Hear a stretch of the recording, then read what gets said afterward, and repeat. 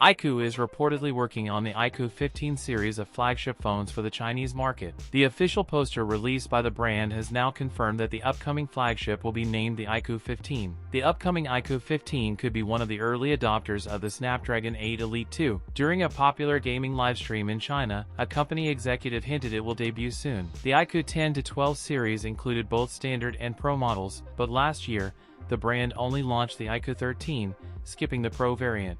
According to reports, the upcoming iQOO 15 series will consist of two models. That the standard model will be joined by an Ultra edition. The standard model will feature a 6.85-inch flat Samsung display with LiPo technology. This is a new display packaging tech that will allow the screen to sport slimmer, symmetrical bezels, an ultrasonic in-screen fingerprint sensor, and an IP68/69 rated chassis. The phone will have a 50MP periscope telephoto camera with 3x optical zoom, powered by a 7000 mAh plus battery with 100W charging. That's it for today's video. If you enjoyed it, don't forget to like, comment, and subscribe for more content. Thanks for watching, and I'll see you in the next one.